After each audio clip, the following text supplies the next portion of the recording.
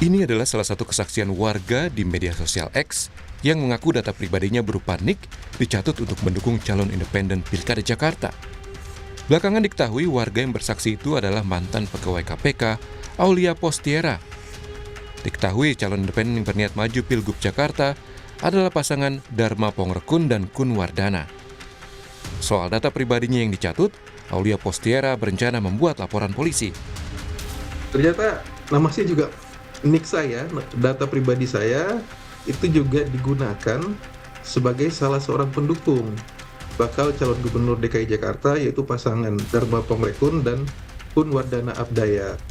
Nah, makanya karena saya merasa sangat dirugikan dengan kejadian ini, saya nge-tweet juga, saya juga memposting di akun X saya bahwa hal ini merupakan pelanggaran, yaitu pencurian data pribadi dan penyalahgunaan data pribadi milik saya. Sebelumnya hal yang sama juga diungkap mantan Gubernur Jakarta Anies Baswedan. Cuitan Anies di akun X miliknya menyebut KTP anak, adik, dan anggota timnya dicatut untuk pasangan Pilgub Jakarta jalur independen. Mantan Gubernur Jakarta lainnya Basuki Cahayapurnama atau Ahok juga curiga dengan apa yang dilakukan calon independen Pilkada Jakarta, Dharma Kun.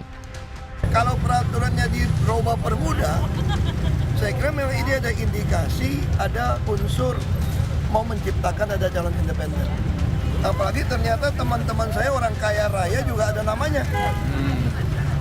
Artinya ada masalah ini kan.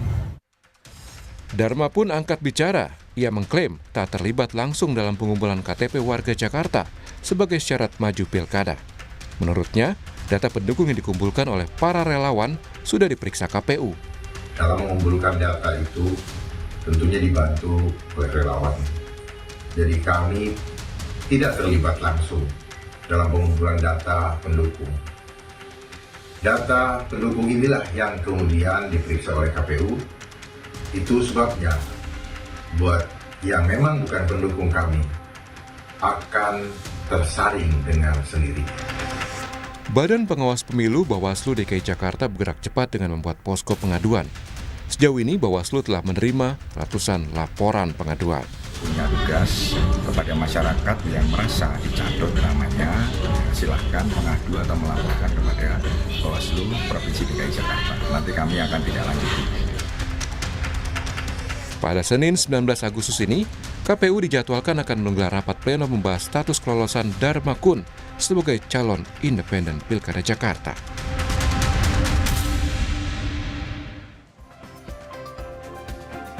Kalau sudah ada laporan ada pencatutan KTP, bagaimana kelanjutan calon independen Pilgub Jakarta? Lalu bagaimana juga data warga Jakarta ini bisa digunakan untuk mendukung calon tertentu? Kita ulas bersama Komisioner Badan Pengawas Pemilu DKI Jakarta, Beni Sabdo, lalu ada juga tim sukses Dharma Kun, Iksan Tualeka, dan anggota Dewan Pembina Perludem Titi Anggraini. Selamat pagi Bapak-Bapak dan Ibu. Selamat pagi. Mas Radi, Mas Beni, Mas Radi. Iksan. Selamat pagi ya.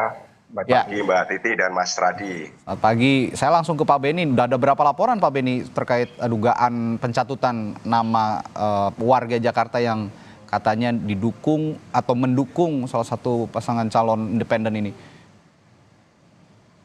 Sejak tadi malam kami sudah melakukan pengecekan ya, penginputan kembali. Per data per tadi malam itu sudah ada sekitar 234 pengaduan kepada Bawaslu Provinsi DKI Jakarta. Oke. Ada 234. Kami sudah membuka posko ini sebenarnya sejak hari Sabtu kemarin. Tidak hanya di tingkat provinsi tapi juga sampai tingkat kecamatan. Oke. Jadi data ini terus bergerak dan kami sedang melakukan identifikasi sekaligus inventarisasi terhadap data-data yang masuk. Kami juga Bawaslu Provinsi DKI Jakarta sudah melakukan penyelidikan juga terhadap persoalan ini ya. Kami juga sudah berkoordinasi dengan Sentra Gakumdu. Sentra Gakumdu ini adalah pusat aktivitas penegakan tindak pidana pemilihan. Terdiri dari Bawaslu Provinsi DKI Jakarta, Polda Metro Jaya, dan juga Kejaksaan Tinggi DKI Jakarta. Oke. Nah, kami sedang berproses mendalami seluruh data, fakta yang masuk kepada kami, dan juga kami analisa apakah ada dugaan pelanggarannya. Tentu yang sekarang kami sedang concern di Sentra Gakumdu ini adalah tentang dugaan tindak pidana pemilihannya.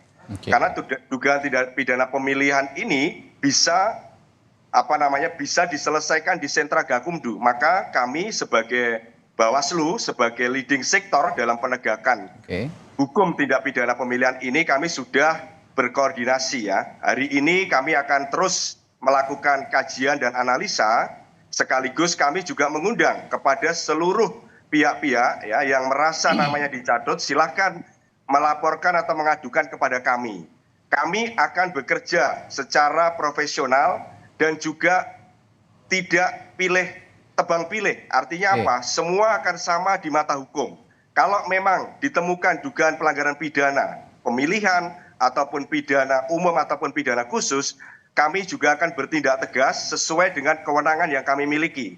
Artinya baik itu sebagai, ini kan kalau ngomong tidak pidana pemilihan ini kan bisa menjerat setiap orang.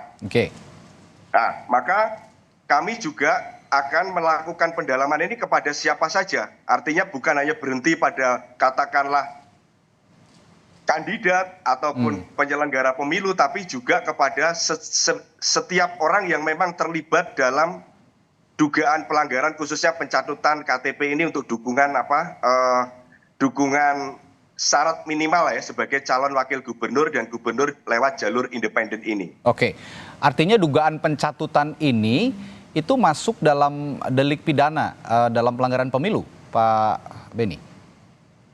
Analisa kami sementara ini bisa masuk juga di dalam delik dugaan tidak pidana pemilihan. Tapi juga tidak menutup kemungkinan masuk juga di ranah tindak pidana umum ataupun tidak pidana khusus. Oke, baik. Nah, lalu untuk prosesnya sendiri, pertanyaan saya berikutnya, pada saat memenuhi ajukan sengketa lalu lolos dengan perolehan lebih dari 677.000 KTP dari syarat minimal 618.000 lebih. Anda melihat prosesnya normal atau ada yang tidak normal? Ya, kami bekerja berdasarkan fakta dan data. Masyarakat sejauh ini memang merasa, ya setidak-tidaknya yang mengadu ke kami itu merasa tidak memberikan dukungan, tetapi dia dicatut namanya, mereka dicatut namanya.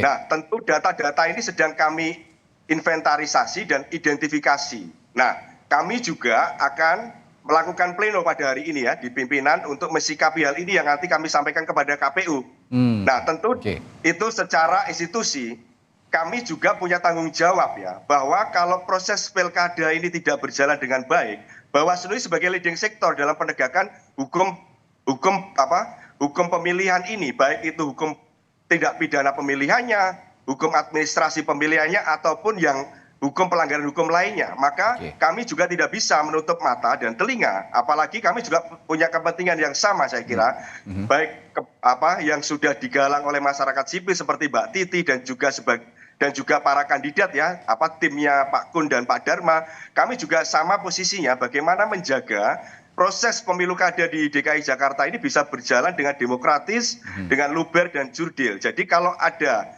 dugaan pelanggaran, penyimpangan ataupun kecurangan, kami pasti akan bersikap tegas, tidak memandang bulu siapapun ini di balik ini gitu ya. Kami juga artinya kita bekerja secara profesional menegakkan aturan main supaya proses ini berjalan dengan demokratis dan menegakkan kepastian hukum yang adil. Oke, kalau begitu saya selanjutnya ke Bung Iksan sebagai tim sukses. Memangnya gimana dulu proses pengumpulan KTP sebagai bentuk dukungan ini, Bung Iksan? Ya, jadi sebelumnya kami menyampaikan terima kasih ya kepada masyarakat DKI yang sejauh ini telah memberikan dukungan kepada pasangan Dharma Pongrekun dan Kun Wardana, baik itu lewat KTP maupun surat dukungan.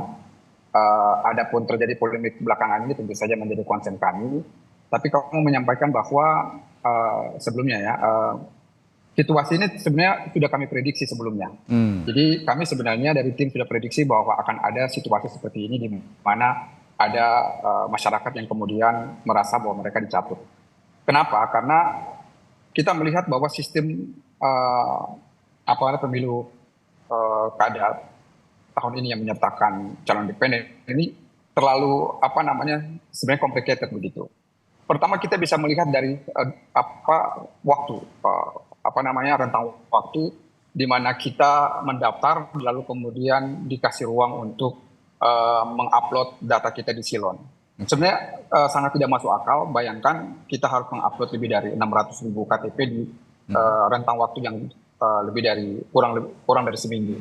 Kemudian tidak hanya di situ, tapi ternyata Silon juga punya keterbatasan secara sistem di mana hanya bisa 200.000 per upload.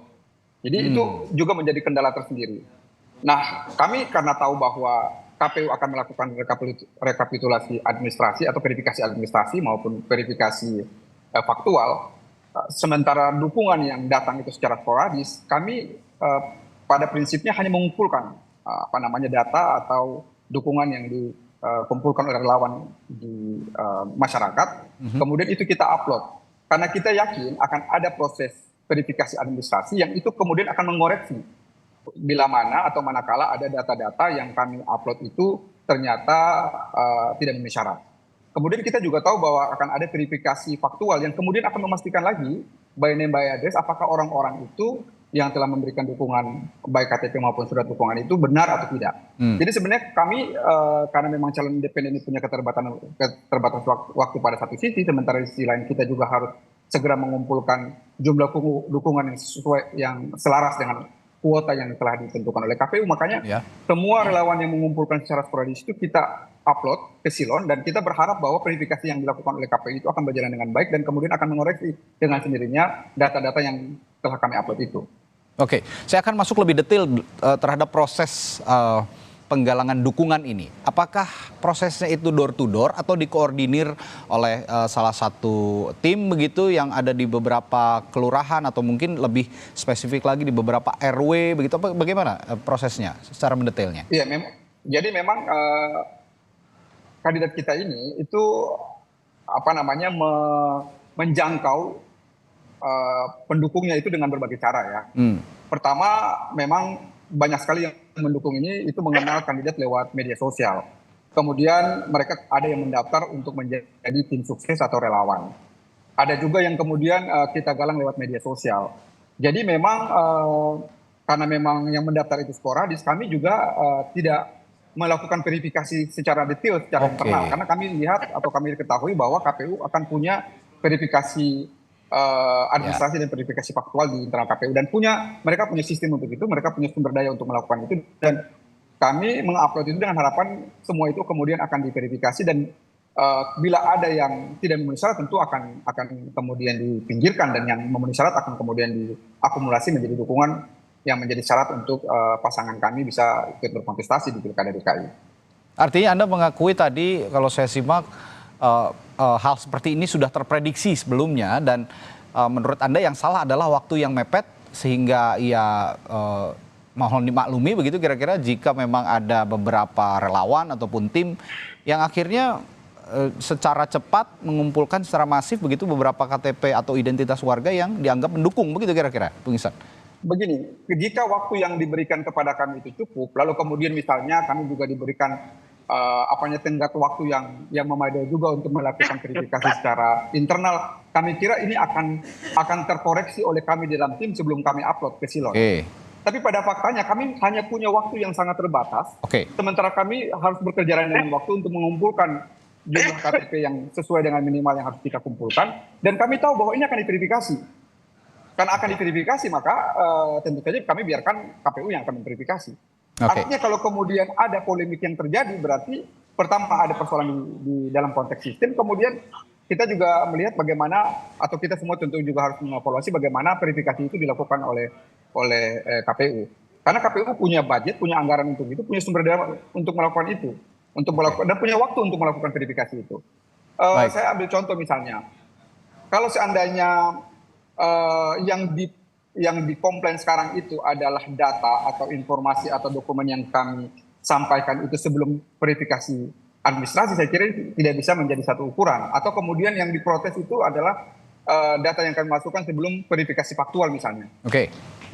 Nah kalau kemudian itu sudah melalui proses verifikasi administrasi dan verifikasi faktual, itu domainnya ada di KPU. Kami kira KPU yang bisa menjawab bila mana atau ditemukan ada misalkan individu yang merasa nama mereka atau data mereka dicatut oleh tim pendukung kami. Baik, gitu.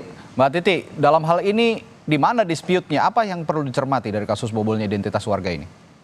Ya, Mas Radi, ini bukan hanya soal KTP, kalau dukungan untuk calon perseorangan. Oke. Kalau kita ingat proses yang dilalui oleh Ahok tahun 2017, mereka ada di mal-mal begitu ya, karena surat pernyataan juga harus disertakan. Ya. Pernyataan itu bisa individu, bisa kemudian dikumulasi dalam bentuk formulir yang berisi kumpulan dukungan dan harus ada tanda tangan. Nah, pertanyaannya, kalau syarat dukungan memerlukan identitas dan validasi berupa tanda tangan, berarti kan bukan hanya berhenti di penggunaan KTP elektronik untuk kepentingan syarat dukungan.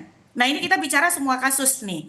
Oleh karena itu, makanya ketika ada jalur perseorangan sejak awal dari hulu, bukan hanya soal administrasi, tapi juga integritas data yang digunakan itu harus dipastikan semua. Walaupun KPU melakukan penyaringan berupa verifikasi administrasi dan verifikasi faktual, tapi di Undang-Undang Pilkada itu tegas disebutkan pemberian keterangan yang tidak benar atau penggunaan dokumen palsu itu adalah pidana. Jadi bagaimanapun tanggung jawab penyaringan itu harus ada juga pada tim pasangan calon. Saya pendukung perseorangan karena bagaimanapun menurut saya persyaratan 6,5 sampai 10% itu tidak masuk akal.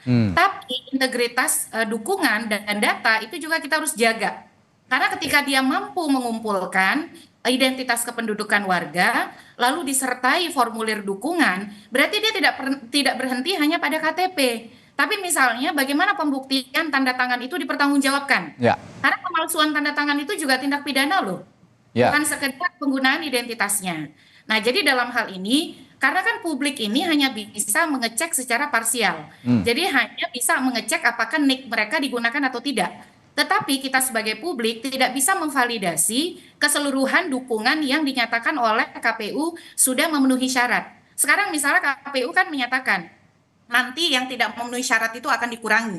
Walaupun tidak sesederhana itu, tadi Pak Beni sudah menyebutkan, ada aspek tindak pidana pilkada, ada aspek tindak pidana umum, baik itu berupa dugaan pelanggaran Undang-Undang Administrasi Kependudukan, Undang-Undang Pelindungan Data Pribadi, atau kalau itu misalnya diambil dari media sosial atau media digital, dugaan pelanggaran Undang-Undang ITE. Nah, hal ini makanya tidak boleh berhenti hanya pada lingkup pilkada.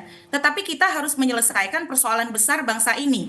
Apa itu? Keamanan data, penyalahgunaan data, supaya aktornya itu betul-betul bisa dibuka sampai ke dasarnya begitu. Karena ini tidak boleh kemudian menjadi praktik berulang. Karena Mas Radi, praktik seperti ini bukan hanya di Pilkada Jakarta. Jadi pilkada dari sejak ada calon perseorangan, cara-cara mengumpulkan dukungan dengan misalnya mengambil pool data atau identitas dari pihak-pihak yang mengelola data itu sudah dilakukan, walaupun waktu itu manual ya, misalnya melalui koperasi simpan pinjam, itu kan ada KTP yang ditinggalkan. Nah, itu dimanfaatkan. Tapi saya kira saya ingin mengajak kepada semua warga karena ini ada isu yang lebih besar, keamanan dan perlindungan data pribadi. Pertama, KPU jangan drop datanya serta-merta tanpa konfirmasi kepada orang yang melakukan keberatan. Jadi ada beberapa teman yang melapor ke Bawaslu soal datanya digunakan, tapi tiba-tiba datanya di drop atau hilang begitu saja, tanpa dia tahu prosesnya seperti apa. Harusnya kan prosesnya ada prosedurnya. Ketika dia digunakan, lalu kemudian datanya hilang dari portal publikasi, tracking tindak lanjut itu harus juga akuntabel diketahui oleh publik. Jadi jangan sampai hanya karena ada keberatan lalu viral, cara tindak lanjutnya hanya dengan menghilangkan begitu saja. Sebab kita harus telusuri dalam konteks yang lebih holistik. Ini saya yakin Bang Ihsan ini kan orang yang sangat peduli dengan keamanan dan perlindungan data begitu. Jadi dalam hal ini saya kira Bawaslu kita apresiasi, KPU juga kita apresiasi karena membuka data. Kalau bukan karena datanya dibuka, kita tidak tahu nih. Kita hanya bicara sesuatu yang ruang gelap. Tapi datanya jangan langsung dibersihkan begitu saja tanpa proses yang akuntabel, tetap harus ditampilkan supaya proses apakah audit ataukah investigasi terhadap sistem itu betul-betul bisa menampilkan proses yang bertanggung jawab dan mampu dipercaya oleh publik begitu. Nah, untuk Pak Beni dan kawan-kawan saya kira poskonya tetap harus dilanjutkan dan juga proses penanganan ini tetap harus dilakukan secara terbuka ya dan akuntabel kepada publik, karena kita paham waktunya tidak panjang. Pak Beni dan kawan-kawan dari sisi penanganan pelanggaran hanya punya 3+2 hari, dan itu pun hari kalender. Jadi dalam beberapa hari kita juga akan tahu seperti apa tindak lanjut dari Pak Beni dan kawan-kawan di Bawaslu Jakarta, Mas Radi. Ya, dan ini bukan jumlah yang sedikit. Dan saya setuju tadi dengan Mbak Titi bahwa ini isu besarnya bukan hanya soal Pilkada Jakarta, dukungan di Pilkada Jakarta, tapi juga ada dikhawatirkan ada penyalahgunaan data pribadi. Yang kalau saya simak gitu ya beberapa curhatan begitu atau keluhan warga di media sosial, katanya takut untuk dicatut malah buat pinjol gitu. Ini yang bahaya sebenarnya.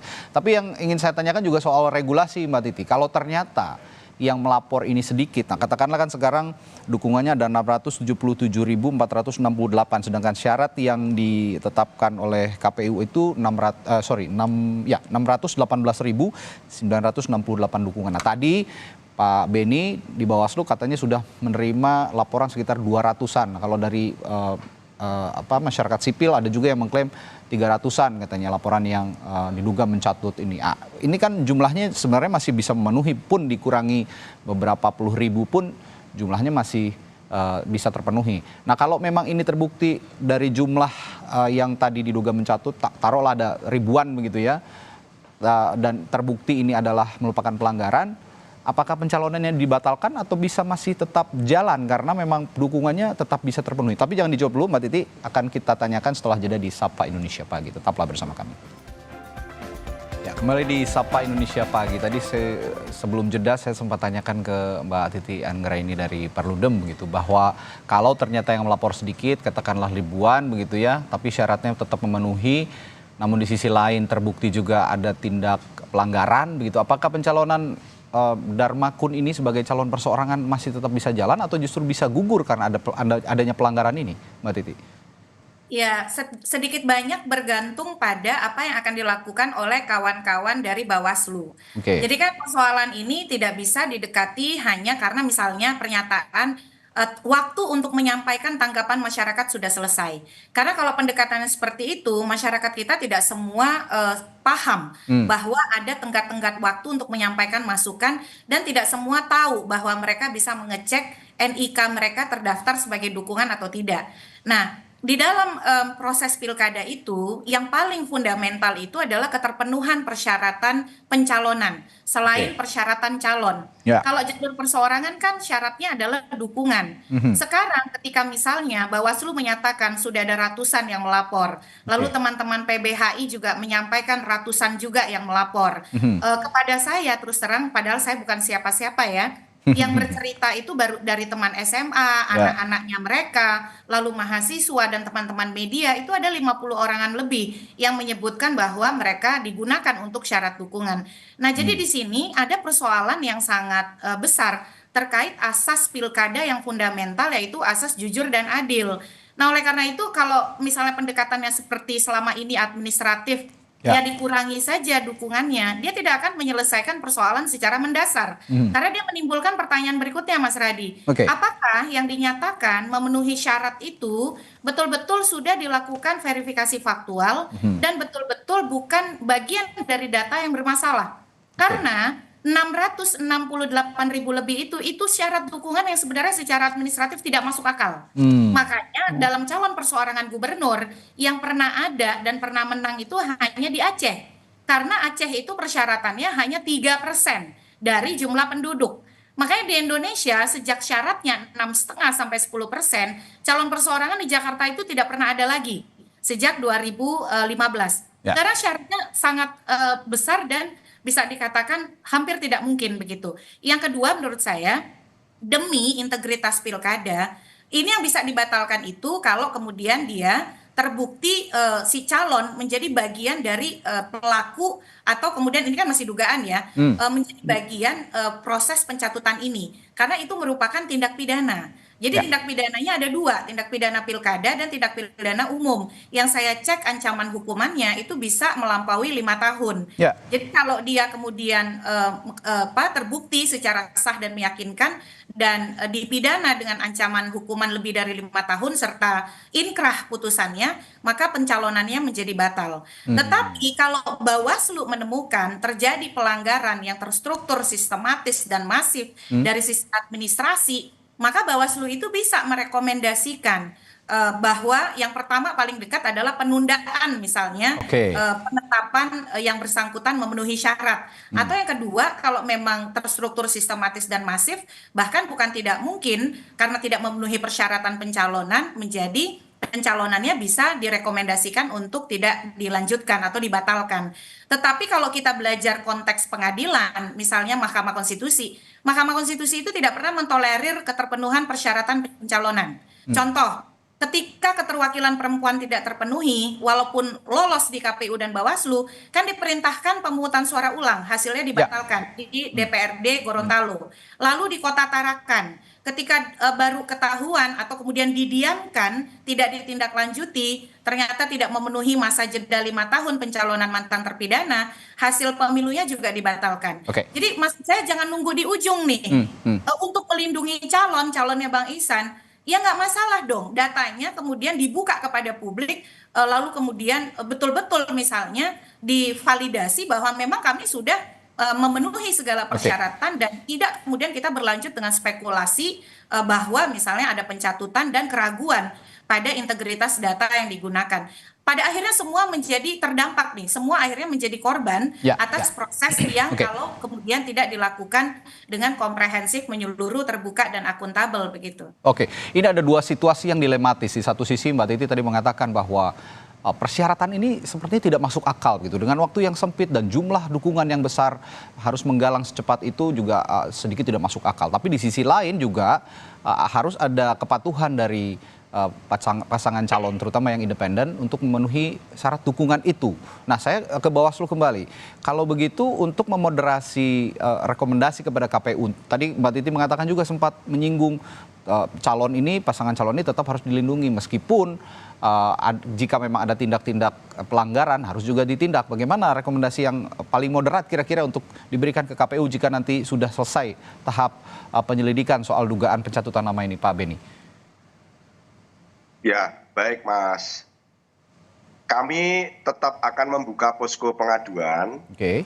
Kami juga akan bersama rakyat DKI Jakarta untuk terus mengawasi tahapan pemilu kada ini. Dan kami sebenarnya mengapresiasi yang tinggi juga kepada masyarakat yang sudah berani memberikan aduan. Dan kami juga secara kelembagaan, karena ini ada dugaan tindak pidana pemilihan juga, tim Sentra Gakumdu per hari kemarin, hari Minggu itu juga sudah standby di kantor. Kami senantiasa mengundang dan mengajak seluruh masyarakat DKI Jakarta untuk berani melaporkan. Untuk apa? Kita untuk menjaga segala proses pemilu kada ini berjalan sesuai dengan aturan main yang berlaku. Dan pendekatan kami tentu tidak hanya sekedar kuantitatif gitu ya, kuantitatif dalam arti soal syarat dukungan dan seterusnya. Meskipun secara kewenangan itu pihak KPU lah yang punya kewenangan dalam hal ini ya. Kalau saya membuat misalkan contoh ekstrim, katakanlah kami tidak merekomendasikan pun atau istilahnya untuk menunda atau jangan dulu ditetapkan. Tapi kalau KPU-nya sudah punya ketetapan, kami juga tidak bisa berbuat apa-apa kan itu. Maka kami bersama rakyat terus mengawasi ini ya. Kalau misalkan ada proses yang tidak beres, kami siap menindaklanjuti dan kami pastikan kami akan menegakkan aturan ini secara tegas. Artinya apa? Siapapun yang terlibat akan sama di mata hukum. Ya, biar nanti rakyat juga akan menilai siapa kira-kira yang dalam proses ini terlibat dan juga artinya ada aktor-aktor intelektual di balik ini, ya kami kan berusaha untuk mengungkap ini. Dan juga dalam proses penanganan perkara, kami kan punya durasi pendek sekali. Maka kami sangat berharap seluruh rakyat DKI Jakarta, mari kita bersama-sama mengusut tuntas perkara ini supaya ada kepastian hukum. Ya, ini yang penting. Dan kepastian hukum ini kami pastikan ini kepastian hukum yang adil. Artinya ini tidak hanya kita menyasar kepada pihak-pihak tertentu, tapi kita secara komprehensif tadi yang Mbak Titi sampaikan ya, supaya perkara ini juga terang benderang. Siapa sih aktornya, ya kan? Ada yang tidak beres di mana? Nah, ini yang perlu kita istilahnya kita sama-sama gali. Sama-sama kita ungkap, sama-sama kita usut supaya pilkada di Jakarta ini bisa berjalan sesuai dengan aturan main yang berlaku. Siapapun nanti yang jadi 5 tahun ke depan, itu adalah benar-benar orang-orang yang punya amanah, orang-orang yang punya integritas ya, secara etika dan moral juga bisa mempertanggungjawabkan soal legitimasi ini. Jangan sampai nanti orang-orang yang kepilih ini, misalkan ini ada calon independen katakanlah, yang sudah memenuhi syarat dukungan minimal. Ternyata dalam pemilihan nanti itu hanya dipilih bahkan di bawah syarat dukungan minimal. Itu kan juga menjadi pertanyaan ya secara legitimasi ke depan itu. Baik. Ya, saya selanjutnya ke Bung Iksan. Bung Iksan, ini tanpa bermaksud untuk mengancam gitu ya, tapi ini kan kita bicara soal regulasi dan aturan gitulah kira-kira. Nah, saya bacakan berdasarkan pasal 185A Undang-Undang Nomor 10 Tahun 2016 tentang pemilihan gubernur, wakil gubernur, bupati, wali kota, serta juga wakil wali kota dan wakil bupati. Ini apabila terbukti melakukan pelanggaran manipulasi daftar dukungan, bakal calon perseorangan terancam penjara minimal 36 bulan dan maksimal 72 bulan, serta dikenai denda paling sedikit 36 juta rupiah dan paling banyak 72 juta rupiah. Anda sebagai tim sukses menghadapi situasi seperti ini dengan aturan yang sudah saya bacakan tadi, tentunya sudah ada plan-plan khusus. Plan A, plan B, plan C, bahkan mungkin sampai Z. Jika memang ini terbukti begitu dan delik ini dialamatkan pada calon Darmakun gitu, apa plan selanjutnya dari tim sukses? Ya, tentu kita akan mengikuti ya setiap proses yang akan berjalan, baik itu proses yang sedang berlangsung di KPU hari ini maupun juga yang tadi dikomentari oleh Bawaslu, dan juga misalnya ada persoalan-persoalan hukum yang mengiringi. Tapi kita tentu semua sepakat bahwa tadi seperti Bu Titi juga sampaikan, calon independen ini kita sepakati untuk bisa ada dan berkontestasi karena kita ingin memberikan ruang kepada masyarakat untuk misalnya memberikan pilihan politik pada kandidat yang tidak harus melulu didominasi oleh partai politik. Tapi yang kita sesalkan juga atau kita sayangkan sebenarnya perdebatan ini baru terjadi di hulu ya, di ujungnya. Padahal sebenarnya tadi seperti juga Mbak Titi sampaikan bahwa kandidasi yang diikuti oleh calon independen ini sebenarnya sesuatu yang hampir tidak mungkin kalau kita melihat dari bagaimana tenggat waktu yang diberikan, kemudian sistem yang digunakan. Nah, sebenarnya kenapa kita selalu harus berdebat di ujung? Kita kemudian ini tidak diantisipasi sejak awal. Misalkan ada simulasi jika harus ada dukungan sekian ratus ribu dengan tenggat waktu yang terbatas seperti ini, tentu akan ada banyak persoalan-persoalan yang mengemuka, salah satunya seperti yang kita diskusikan hari ini. Jadi kami mau menyampaikan lagi bahwa andai kata kami dikasih waktu yang cukup untuk melakukan verifikasi secara internal, kami yakin bahwa semua data yang kita upload itu tidak akan terjadi polemik seperti ini di ujung ini. Gitu. Jadi cuman karena tenggat waktu yang begitu terbatas, sehingga kami harus bekerja dengan waktu untuk memungkinkan jumlah dukungan itu minimal sesuai dengan yang disyaratkan oleh KPU, makanya yang kami upload atau yang kami sampaikan ke KPU melalui Sulon itulah yang kemudian kita harapkan bisa diverifikasi oleh KPU. Itu apa yang perlu kami sampaikan. Tapi sekali lagi kami tentu saja akan mengikuti setiap proses yang sudah berlangsung dan akan berlangsung. Bila mana kemudian memang ada pelanggaran hukum dan tentunya itu harus kami hadapi, tentu saja itu bagian dari konsekuensi. Tapi kami tegaskan lagi bahwa tidak ada keinginan dari kami, terutama tim pemenangan, untuk memanipulasi data siapapun. Kami sangat bergantung pada relawan yang kemudian berafiliasi atau mendaftar ke kami secara sporadis. Baik itu melalui media sosial, baik itu datang ke posko pemenangan yang sudah kami bentuk di berbagai tingkatan, dan kemudian dari mereka kami menerima data-data yang kami rekapitulasi di internal dan kemudian kami masukkan ke Silon. Jadi sekali lagi tidak ada niat dari kami untuk kemudian memanipulasi data siapapun. Karena data yang kami sampaikan itu bukan kemudian kami buat sendiri. Data-data itu yang kami upload itu adalah data yang kami sampaikan dari para relawan. kami sebenarnya saya bilang di awal tadi sebelum kita diskusi, kami prediksi akan ada ini karena memang data yang kami himpun begitu banyak, bisa dibayangkan ya, dalam waktu yang sangat terbatas kami harus menghimpun lebih dari 619.000 dukungan. Bagaimana tim harus berjibaku untuk bisa merapikan data-data itu, KTP kemudian seluruh dukungan yang dikumpulkan dari berbagai kalangan itu. Kami sebenarnya sudah prediksi karena waktu yang sangat terbatas itu. Nah, kami sebenarnya berharap KPU lewat verifikasi faktual dan lewat verifikasi administrasi dan verifikasi faktual yang sudah dilakukan itu, dan karena KPU juga punya anggaran untuk itu, bisa mengeliminir data-data yang sebenarnya misalnya dikumpulkan oleh relawan kami yang diantaranya misalnya di Tenggarang mencatut data atau informasi dari masyarakat.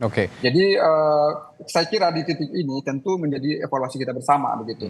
Karena jika kita masih memakai sistem yang ada atau pola yang berlangsung seperti ini, sementara kita memungkinkan akan ada calon independen, sampai kapanpun nggak akan ada calon independen berkontestasi.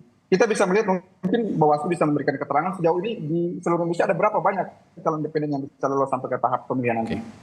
Saya kira hampir bisa jadi tidak ada kalau kemudian Pak Dharma Pengerekun dan Kun Wardana ini kemudian misalnya nanti dianulir misalnya keikut sertaannya. Jadi kita akan ada di situasi di mana kita membuka jalur bagi calon independen pada satu sisi, tapi kita memberikan kesempatan itu menjadi makin sulit. Begitu.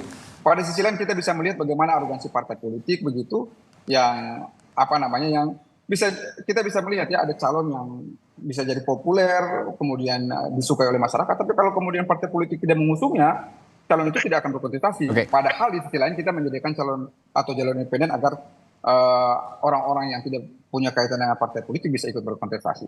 Jadi saya kira ini harus menjadi catatan kita bersama ya, sehingga kita tidak selalu harus berdebat di hulu, tapi ini bisa menjadi rekomendasi ke depan nanti agar misalnya kita bisa benchmark ke negara-negara lain ya. Contohnya di Amerika misalnya itu syarat dukungan tidak sebanyak kita begitu. Kita ada di catatan dari kami. Kita ada di situasi saat ini meskipun ada katakanlah dugaan gitu ya pencatutan nama, tapi juga ada ruang kritik juga kepada penyelenggara pemilu yang harus kita alamatkan sepertinya. Kalau tadi Bung Iksan mengatakan bahwa disayangkan muncul permasalahan ini dan diramaikan begitu di ujung ketika proses penggalangan dukungan, tidak ada sepertinya ruang pengawasan, ruang kritik yang dibuka oleh penyelenggara pemilu ataupun juga publik sehingga bisa ada tahapan untuk memperbaiki dan juga dialog mungkin juga dengan publik begitu dengan penyelenggara pemilu. Nah, dalam hal ini Mbak Titi, apa yang bisa Anda sampaikan catatannya terhadap Mas Radhi, silakan. Mbak Titi ya, saya mau menyampaikan sedikit. Saya kasih contoh misalkan data setelah kita masukkan silon, itu kita tidak punya lagi akses untuk bisa memastikan atau bisa mengakses data yang sudah kita upload. Jadi misalnya dalam proses penguploadan selesai, lalu kemudian kita temukan ada data yang tidak sinkron misalnya, kita tidak bisa tahu itu di mana atau siapa dan bagaimana kita mengevaluasi. Jadi data silon itu saja waktunya begitu terbatas, dikasih kesempatan untuk mengupload hanya 200 per upload. Ya, kami tangkap Bung Iksan. Kita punya akses lagi setelah data itu sudah sudah kita upload di silon. Ini masih dalam lingkup ruang pengawasan dan ruang kritik yang sepertinya tidak terbuka begitu kepada publik sehingga masalah ini terjadi di ujung. Bagaimana Anda melihat ini? Catatan apa untuk penyelenggara pemilu yang bisa Anda sampaikan, Mbak Titi? Ya, ini kan memang prosesnya hampir di ujung ya atau di hilirnya. Hulunya kita banyak hal bicara. Proses pencalonan perseorangan itu dimulai di bulan Mei ketika hiruk pikuk pemilu belum sepenuhnya selesai. Jadi memang masyarakat itu masih dalam situasi kelelahan politik pasca pemilu, sudah masuk lagi pilkada, dan bahkan saya yakin tidak banyak yang tahu soal proses calon perseorangan ini. Kalau di daerah saya di Tangerang Selatan tidak ada, tetapi di Jakarta saya sebagai pegiat pemilu tahu ada beberapa calon perseorangan, tapi saya random bertanya secara acak kepada warga Jakarta ketika proses perseorangan itu tidak banyak yang tahu. Berarti kita punya persoalan sosialisasi nih Mas Radhi ya. Jangan salahkan masyarakat ketika mereka baru tersadar di ujung. Justru jadi evaluasi sudah sejauh mana masyarakat kemudian diberi informasi lalu mendapatkan akses soal proses yang berlangsung. Layanan terbukanya data dukungan itu bagus. yang inisiasinya diawali ketika pemilu 2019 untuk mengecek data anggota partai. Nah, tetapi kemudian kalau sosialisasinya tidak masif, tidak menyasar semua kelompok sasaran secara tepat, dia akan tidak maksimal penggunaannya. Nah, ternyata setelah misalnya diviralkan oleh influencer atau orang yang punya banyak pengikut, bisa kemudian menimbulkan gerakan untuk mengecek bersama-sama. Ya, Pertanyaan betul. evaluatifnya, kenapa ini tidak bisa dilakukan oleh penyelenggara sejak awal? Nah, berarti strategi sosialisasinya harus diperbaiki. Yang kedua, misalnya teman-teman PBHI sekarang mengumpulkan, membuka posko dan mereka berencana melakukan class action begitu ya, karena mereka menerima 200 lebih aduan. Ya. Dan ini bisa masuk ke ranah tata usaha negara, misalnya bahwa keputusan KPU tentang penetapan pemenuhan persyaratan nanti bisa saja akan ada keberatan ke Bawaslu. Kalau Bawaslu tidak memuaskan, mereka akan lanjut ke Pengadilan Tata Usaha Negara. Nah, hal-hal seperti ini kalau kemudian ada ketidakpuasan dalam penegakan hukum, bukan tidak mungkin misalnya ada contoh lalu di 2019 kasus Partai Prima. Karena ketidakpuasan mereka terus melakukan upaya hukum sampai ada putusan untuk menunda tahapan dan seterusnya. Baik. Jadi ini yang dibutuhkan adalah selain tidak boleh ada satupun syarat dukungan itu yang invalid. Karena di undang-undang kita disebutkan syarat dukungan yang ditentukan 7,5% kalau di DKI itu harus disensus, betul-betul bertemu dan didatangi secara faktual. Nah, pertanyaan masyarakat kan sekarang nih Bang Ihsan dan Pak Beni ya, kita kan tidak tahu yang 668 memenuhi syarat itu siapa. Karena memang yang bisa mengakses hanya individu pendukung. Ya. Dan sekarang spekulasinya kalau kemudian tidak diberikan kesempatan, misal Bawaslu nih kalau mau progresif, dari 668.000 yang dinyatakan memenuhi syarat itu, atau 670.000 sekian itu, audit sampel deh. Faktual oleh Bawaslu, ambil berapa sampel. Kalau ada satu saja yang ternyata tidak memenuhi syarat, sebenarnya itu sudah menggugurkan pencalonan. Tapi lagi-lagi memang harus ada itikat baik dari semua, karena kita ingin bukan sekedar calon alternatif, tapi calon alternatif yang kredibel, yang melalui proses-proses yang juga bisa menjadi teladan bagi publik begitu. Ya, kita bicara ini bukan hanya saat ini saja, tapi untuk perbaikan pola proses demokrasi ke depan, khususnya untuk pengusungan calon perseorangan atau calon independen. Dan hari ini juga kita nantikan KPU DKI Jakarta juga akan menggelar rapat pleno sepertinya untuk menentukan kelanjutan pencalonan bakal calon gubernur dan wakil gubernur jalur perseorangan di Pilgub Jakarta untuk pasangan Dharma Pongrekun dan Kun Wardana.